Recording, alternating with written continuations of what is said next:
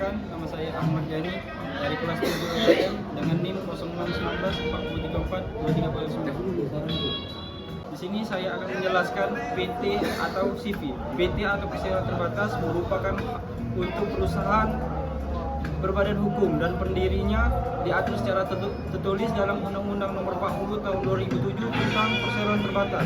PT membutuhkan setidaknya 2 orang yang terlibat dalam pendiriannya dan keduanya merupakan WNI. Dalam aturan penanaman modal asing, warga negara asing diperbolehkan sebagai pendiri.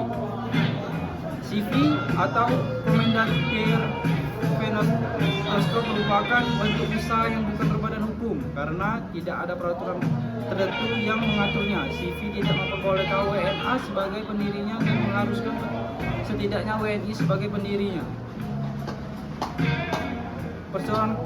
Perseroan kommanditir atau CV yaitu perseroan setoran uang dibentuk oleh satu atau lebih anggota aktif yang bertanggung jawab secara renteng di satu pihak dengan satu orang lebih orang lain sebagai pelapas uang di lain pihak. Kelebihan CV: 1. Dalam proses pendiriannya tergolong mudah. 2. Membentuk usaha CV atau persekutuan komanditer umumnya lebih mudah dalam mendapatkan modal perbankan karena lebih dipercaya. 3. Modalnya terkumpul nilainya lebih besar. Kekurangannya mudah menjadi konflik antara para sekutu yang terdapat di dalam CV.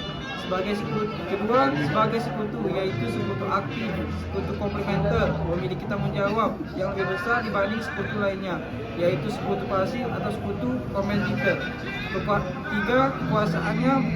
Kekuasaan dan pengawasan bersifat kompleks. Perseroan terbatas atau PT. Perseroan terbatas PT merupakan badan hukum yang besaran modalnya tercantum dalam anggaran dasar. Kelebihannya, kelangsungan hidup perusahaan lebih terjamin. Kedua, tanggung jawab pemilik perusahaan perseroan bersifat terbatas pada jumlah modal saham yang dimiliki. 3. Struktur organisasinya lebih solid.